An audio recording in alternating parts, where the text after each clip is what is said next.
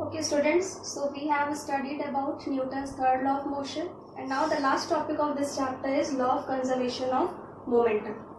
Law of conservation of momentum, it is for two bodies which have collided. Okay, let us suppose that two bodies are moving in same direction, and after some time these two bodies they collide with each other. So there will be some momentum before the collision for the two bodies, and there will be some momentum after the collision, and that two momentum, the sum of these two momentums are equal. Like, see the definition: for a collision occurring between the two objects. Okay, let's suppose that there are two objects 1 and 2, and they are moving with some velocity u1 and u2, and their mass is m1 and m2. The total momentum of the objects before the collision, so when they have not collided, what will be the total momentum? It will be m1 u1 plus m2 u2 is always equal to the total momentum after the collision. Now when they will collide with each other, first of all tell me what will be that important condition. If the two bodies are moving in the same direction, what will be the condition that they will collide after some time? The important condition will be the velocity of this body which is moving beside the other should be more than that of second body. Only then only they will collide after some time. Okay. So after the collision, which quantity will not change? Their mass. And which quantity will change? Their velocity. Okay. Let us suppose after the collision they start moving with velocity v1 and v2. The mass will remain same. Then what will be the momentum? It will be m1 v1, and total momentum will be plus m2 v2. So these two momentums, the total momentum before the collision and total momentum after the collision will be equal. This is only law of conservation of momentum. Okay. Now nextly we will do the derivation. We will come to this formula, how this formula came. So for that we will consider two bodies and we will derive this formula. m1 u1 plus m2 u2 is equal to m1 v1 plus m2 v2. Okay, let us suppose two bodies. This is first body and this is second body, and both the bodies are moving in same direction. Okay, let the mass of this body be m1, the mass of this body be m2. The velocity by which these two bodies are moving are u1 and u2. So this condition is for before the collision. Okay, and the important condition must be u1 is greater than u2. So after some time what will happen? They will collide with each other and they will apply some force on each other. The first body will apply some force on second body, that is F21, and second body will apply some force on first body, that is F12.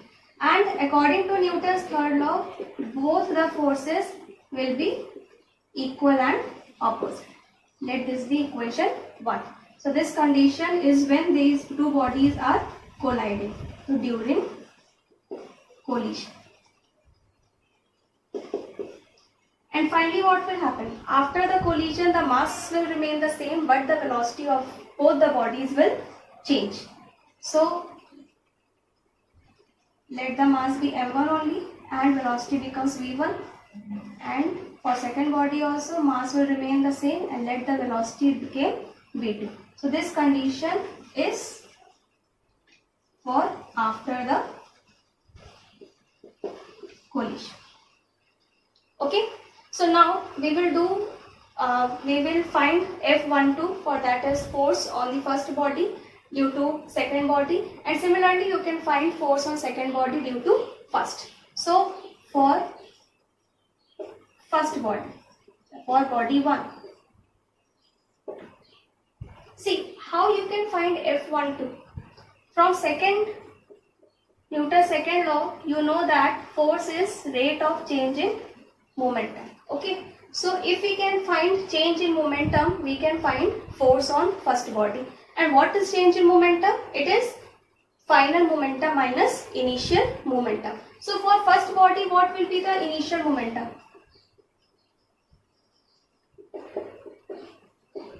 it will be m1 into u1. Okay, and after the collision, what will be the final momentum for this body, for first body? It will be m1 into v1. Okay, now what will be the change in momentum for the first body? Final momentum minus initial momentum. Is that clear? Delta P, that is change in momentum. It is final momentum minus initial momentum. Initial momentum was before the collision, the momentum of first body was m1 u1, and finally after the collision, what is the momentum? m1 v1. So this is final and this is initial. And rate of change in momentum will be divided by time. Rate is divided by time, and this will be equal to force on first body due to second body. Okay, and similarly you can find F21 also. What will be the value of F21? In place of 1, replace it by 2. This will be m2 v2 minus m2 u2 upon t. Okay, this is the final momentum for second body, and this is the final momentum for initial momentum for second body, and this is change in momentum, and this whole is rate of change in momentum, and rate of change in momentum is equal to force from Newton's second law.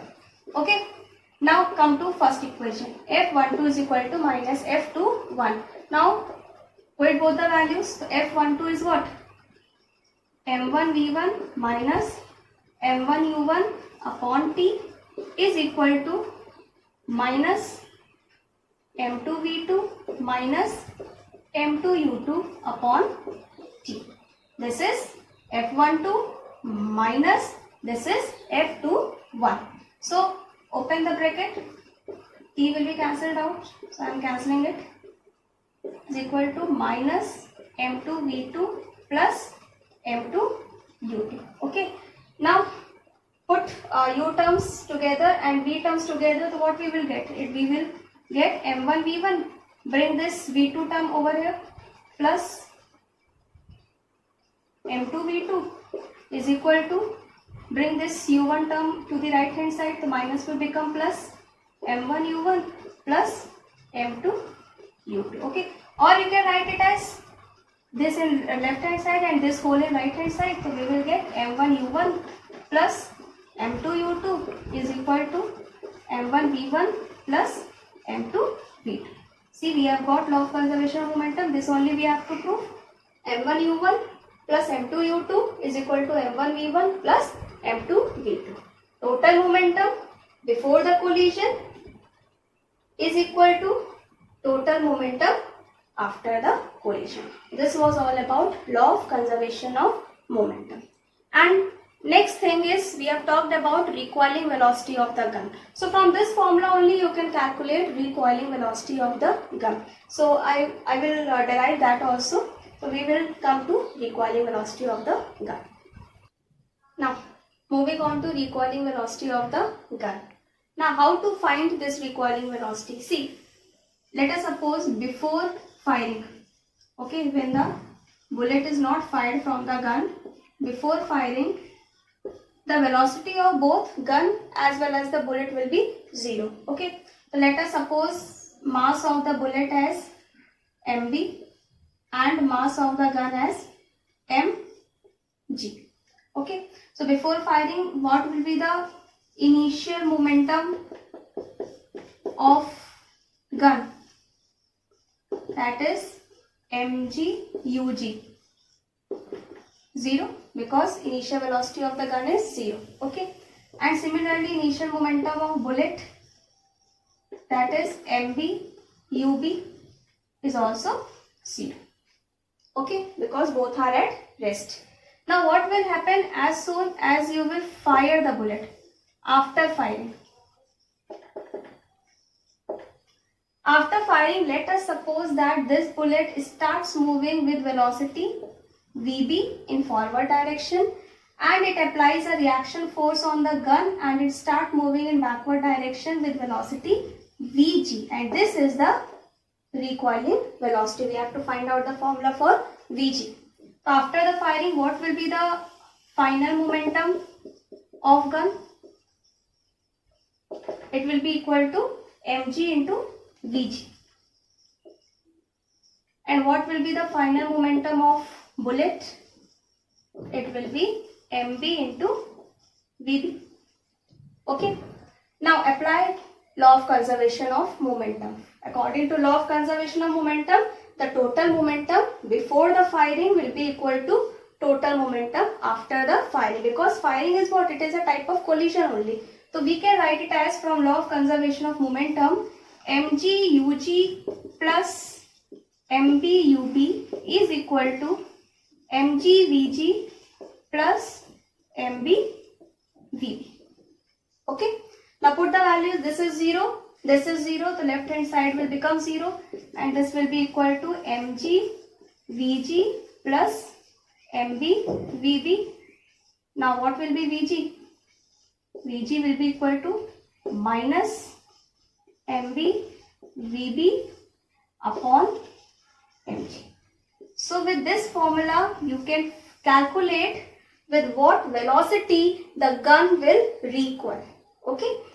Mass of bullet will be given to you, velocity of bullet will be given to you, mass of gun will be provided to you. Putting all the values with negative sign again denotes the opposite direction. You can calculate Vg. And there are many questions in your textbook which is based on law of conservation of momentum. Do all those questions with the formula for law of conservation of momentum. That is m1u1 plus m2u2 is equal to m1v1 plus m2v2. That's all for the today. Thank you.